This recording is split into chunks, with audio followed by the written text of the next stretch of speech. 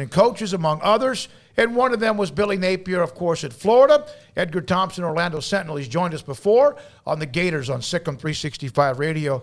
So, Edgar, now that you've had a chance to kind of get a sneak peek for a little bit, what's the barometer as far as the enthusiasm of Billy Napier among the Gators fan base? I think people are pretty enthused. He's an engaging guy. He's extremely thoughtful in his answers, if not profound on some level. I'm pretty impressed with how he digs into a question, and you almost read it later, like your transcription of it, man. And you're like, man, that's some pretty deep stuff. And he is very, very, I believe, not window dressing, that he is concerned about the entire kind of player. Like, he talks about the holistic approach. He wants these players to get something out of this 4 or 5 years they're in college. Whether it's a degree, a new perspective on life, their eyes open on some level. Because he looks at he knows that 10 of these guys might play in the NFL if they're lucky, right? So he looks at it in a cool way, I think. And I think fans like that. But at the same time, they want to see more top players coming to Florida. They're hand-wringing about his lack of impact in the transfer portal thus far, after basically talking about being very aggressive there. The recruiting for 2023 is paramount. They need to land a monster class in 2023. So there's a lot of focus on that, because there are questions and holes all over this roster because of some of the neglect of the previous regime on the recruiting trail. I mean, Dan Mullen was a wonderful play caller, developer, and very astute football mind, but that organizational piece and the recruiting piece, he kind of lost sight of somewhere along the way, and this is why Billy Napier's here. Edgar, we have a little bit of that, not a little bit of it. It sounds like you're describing how Dave Aranda approaches things here at Baylor. He's kind of the same way about the holistic approach, the person of a player is kind of the mantra there. But for Billy Napier on the recruiting trail, I mean, it's pretty impressive the at least the guys he's got putting Florida on their list right now. That wasn't happening for the last 2 years, isn't it? I definitely think that he's getting inroads with some players of a different ilk, let's say. One thing he's done that you guys seen over in Texas, and you probably aren't quite as aware of the IMG Academy in Bradenton. It's a football factory. Oh, yeah. It's a sports factory. It's like what Nick Bollettieri made his name, developing all these tennis greats, Andre Agassi and Sellis and all these people. And now it's this big football factory, and the Gators didn't get anyone out of that under Dan Mullen, anyone out of that place. And Billy already got a borderline 5-star safety, Kamari Wilson, who Georgia was after, and he just signed a lineman out of there, about a 300 prospect. So he made inroads already there, and that could be significant down the road. They definitely are in on some guys. His hiring of LSU, former LSU assistant, Uber defensive coach, Corey Raymond. I mean, my God, the list of guys that guy brought into LSU is unbelievable. I mean, Jamal Adams, Derek Stingley, Eli Ricks, Kristen Fulton, Tre'Davious White, all these guys that he lured and turned that place into really the real DBU, that debate that goes on. And he's here now. They have 3 5-star cornerbacks that are looking hard at Florida. And you're even hearing Arch Manning's name bandied about. Whether that's even realistic, probably not. But if you get him over here and you show him something and connect with the kid, you never know where it can lead. Edgar, on that quarterback front, Emory Jones obviously on his way out. So kind of a two-part question here. One, just your thoughts on Emory Jones heading to Arizona State. And what is Jack Miller, what kind of an impression has he made so far? Emory needed a change of scenery. Things just didn't work out, shockingly, really. I mean, Dan had groomed this kid for years. Do you realize they were recruiting Dan? They were recruiting Emory Jones. He was nursing a foot injury, or he had some surgery or something, and he drove with his mother to Starkville from LaGrange, which is southwest of Atlanta, about 60 miles. And Brian Johnson, now with the Eagles, coaching quarterback. Dan Mullen and Dak Prescott were in the room. That's how long ago this is. 2015. He was with Emory for years, and then Emory gets here in 2017, early enrollee. People even thought he was going to push for the job then as a 17-year-old. He waited and waited and waited his turn, and Felipe gets hurt, and Trask takes over, and the rest is history there. Record-setting season in 2020, Heisman finalist. Emory, then he finally gets his chance, guys, and we're like, yes, let's see it, and it was a dud. And he had a lot of interceptions. He tied for the SEC lead with 13. His final QB rating in the bowl game was 37-2. It was brutal, terrible performance. Yet he stuck around, and you're like, okay, he's going to give Anthony some competition, Anthony Richardson, and going to potentially be like, a backup again. And then he lasted like 3 spring practices and was in the portal. So now it's Anthony Richardson's show. And he showed well during the spring game. The kid has transcendent athletic ability. Can he be a transcendent quarterback? They're going to need him to be. Jack Miller is his backup. He came from Ohio State, transfer. He's an Arizona kid who came out with some stripes for sure. You don't end up at Ohio State without that. And he fell in he lost ground to C.J. Stroud and never really got on the field. He didn't look very good in the spring game. He was okay. I think he had a pretty solid spring.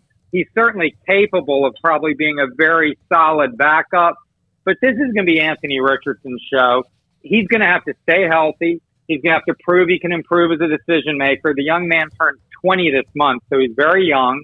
He's a physical specimen, 6'4", like 237. He can do backflips. He's got wide receiver speed, a gun for an arm. How accurate he is going to be important. He can run. He can do it all. I mean, people are making Cam Newton comparisons and stuff. Let's tap the brakes here a little. But the kid is if he's the truth, the Gators have a chance to have a solid season. I mean, they got a lot of questions otherwise. But if they can solve that piece, that's a good start. What are some of those questions? I mean, they don't have maybe some of the skill guys that they used to have, and I know that along the fronts they're not knocking it around as they used to back in the day. Yeah, I mean, the skill players has been off and on an issue for a while. I mean, Muschamp rarely was getting guys. McElwain did bring a couple guys in that Mullen took and developed, like a Freddie Swain, for example. Kadarius Toney really became a star under Mullen. He was a McElwain recruit. Kyle Pitts, obviously, it was a legend at Florida. I mean, he's amazing. And he was a 4th pick in the draft last year as a tight end. So they don't have a guy like any of those dudes. Antonio Callaway, his freshman season, was pretty much of a star. I mean, he was an explosive game changer. I don't know who the game changer is on the perimeter for them. I don't know if they have one. They seem to have an issue with getting open in terms of just like the explosiveness. You got to be able to separate to give your quarterback a chance. And in the SEC, man, you were facing NFL level talent at cornerback almost every week. So it's its big ass. So they need Justin Shorter, Xavier Henderson, Trent Whittemore in the slot's pretty nice. Deshaun Reynolds is a kid who's kind of come out of nowhere, a slot guy. I don't know who's going to emerge there. And they need a couple too. And they don't have tight end depth at all either. So there's questions in the passing game, but the running back room is stocked. They have 2 5-star recruits. I'm sorry, go ahead. No. I didn't mean to do that. Go ahead. Well, I was going to say it's stocked. They have 2 5-stars. Lorenzo Lingard, a Miami transfer. He's an Orlando area kid. And DeMarcus Bowman at Lakeland. He was at Clemson and came here. Neither's done anything. I don't know whether it's because of pass protection, not learning the offense. These coaches, they're fickle when it comes to playing a kid at running back. Because if you're going to get the quarterback killed, or they don't let you play, or you don't know what hole to go. I mean, you don't know where you're going. I mean, that's a big part of being a running back. So those kids haven't played yet. Why, I don't know, but they're going to get a chance, you think. But the one that's intriguing is Montreal Johnson, the Louisiana transfer, had a really nice first year there at Louisiana. He looked pretty good this spring, or very good. And then you have Naquan Wright, who's a senior, and he's shown some signs, some bursts, some pass catching ability and things. So it's going to be interesting to see how they deploy those guys. But as you guys said a second ago, the line, It's a line of scrimmage league, as Will Muschamp like to say, and their offensive line has been an issue for years now. It looks like it's trending a bit. They have some veteran guys. They have some potential, but the depth is the big question. And depth-wise on the defensive line, they have none. They have a few good pieces, Javon Dexter, Brenton Cox, some guys like that, but there's no depth there, and that's a real concern. Edgar, what's been kind of Billy Napier's approach or thoughts about the transfer portal and the NIL era? How has he sort of navigated that, and what's been sort of his stance in that regard? I think he's probably, since this started, he's probably already changed his view on it twice, because that's what it's like. I mean, it's unbelievable. I mean, it's a moving target. It's overwhelming as a journalist. I've been off for a couple weeks. I get back to the fire next week. I don't even know where to start writing about NIL. Mm-hmm. It's like, what's the story? What isn't the story? It's like it's endless amounts of, it's constantly changing. No one knows. People want to build war chests. That's the big thing. Billy Napier apparently believes he needs a $20 million war chest annually. We're not just talking like we need $20 million so we can start doing this the right way. We need that every year. That is not what the intention of this rule was. This was not, or this legislation. Last week, the gymnastics team that finished second in the nation signed an NIL deal with this Campus Hunks. It's a moving company. And these young women are vivacious. They're 4.0 students. They're tremendous athletes. They're photogenic. They're everything you'd want. They're just getting in the game 10 months into it because it's become a recruiting tool for the revenue sports. It wasn't supposed to be that. It was supposed to be, hey, this kid has a social media following. They got personality. They got this. It wasn't supposed to be so you could give some high school kid a six-figure deal so he would come to your school. But that's, of course, what it's become. Everyone kind of suspected that, and they were kind of naive not to get out in front of this a little bit. But here, that's where we are right now, and now they're trying to put the genie back in the bottle. I don't know how they're going to do it. Edgar, how do you feel the Florida football, the state of Florida college football renaissance is going with Mike Norvell now heading into his third season and Mario Cristobal and Billy Napier in their first seasons trying to get the big three back to even just some sort of, hey, that might be a good game to watch relevance? I think, Mario Cristobal was a great hire, right? Mm-hmm. He's a Miami guy. He played for the U back in the day. He and Leon Cersei were bookends on a national championship team, I believe, if not two. And this guy is, he's going to be a problem. And he's putting together a good staff. I mean, you got Josh Gaddis, the recent Rolls Award-winning OC from Michigan. Greg Schiano, maybe, I think. No, Schiano's not there. I'm trying to think.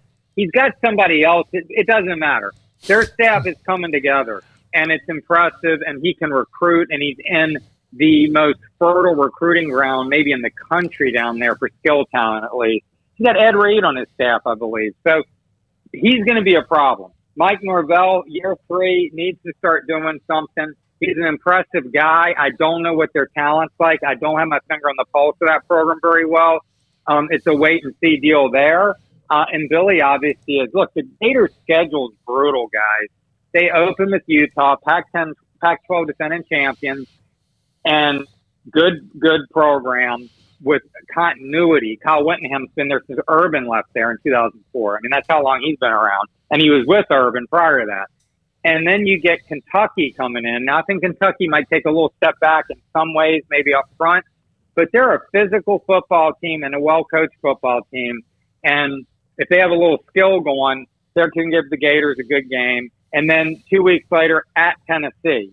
That's a tough September start for a guy in his first year with a quarterback who started one game, and that was the Georgia game. It was a debacle for the kid, Anthony Richardson, and a lot of question marks.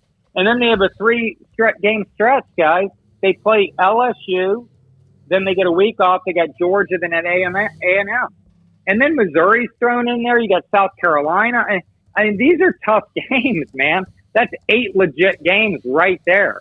So that's what fans want to see. That's what we want to see as media. I don't know if Billy Napier is like excited about looking at that schedule because he needs some wins and needs some traction. Hey, Edgar, great stuff as always, man. Appreciate you so much. Love how you cover the Gators and also the insight for today. Appreciate it. Edgar Thompson, the Orlando Sentinel. Utah to open up Kentucky with what Stoops has done. That's interesting right there. And that's a schedule because of the way the schedule, they don't have, there's A&M on the other side and Missouri's in the east. LSU from the other side, but no Alabama. They did not have the Alabama, but they do have Georgia, of course, in the same division. You know how much I enjoy Edgar? I enjoy talking about the Gators. Yeah. I mean, that's how good he is.